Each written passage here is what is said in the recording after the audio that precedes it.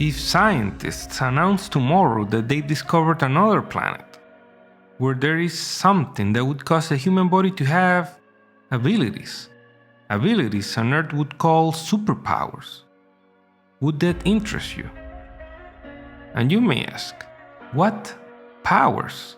Well, of course, flight, super strength, shoot heat, see through things, be impervious to pain, damage, disease, probably not age, to name a few. How high in your priority list would it be to get to such planet? And if your civilization is advanced enough to have conquered interstellar travel, and given that our purpose on this world seems to be to further our species, shouldn't all of our efforts be put in that direction? Hello, I'm Edgar Miranda. Of the Superman lore, I have recently taken an interest on Krypton, which is new for me, because Krypton has always been the origin of the story, but never its focus. There's no Superman on Krypton. Yet there is something about lived-in worlds that has always interested me, and the sci-fi aspect of exploring a different civilization with different technology and a different understanding of the universe. I'm all for that. Plus, Krypton's always looming doom makes it even better. But there is something that has always bugged me. Why didn't Kryptonians migrate to another planet with a yellow star? Because at a glance, and at the very least, having no need for sustenance seems to be a solution for most problems facing a species. Could it be that the technological marvels of the Kryptonian civilization outweighed any need for superpowers? In some comics, Kryptonians don't die of old age, they just live in accordance to slots in the registry of citizens. Maybe Krypton, like Rome, was a light, where the rest of the universe was brutal and cruel and dark. Maybe that's what happens when a civilization achieves perfection. It dies. Wait, not even close. In every instance, Krypton was far from perfect.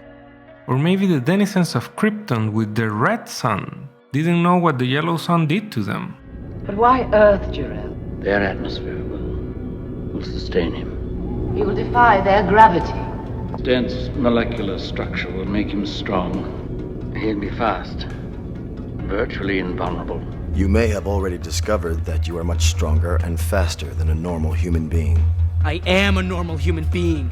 Your Kryptonian body draws its strength from Earth's yellow sun. Young star, his cells will drink its radiation. We'll kill him. How? He'll be a god to them. Okay, that's not either. Or maybe looking to the stars, for them, like for us, was something that they could do, and why not, should do, but they just stopped doing it. But does that make any sense? Let's look inward. I know I would be better off sugar, yet I eat it. I know I should exercise, but I don't prioritize it. I know I should save more money, but I spend it.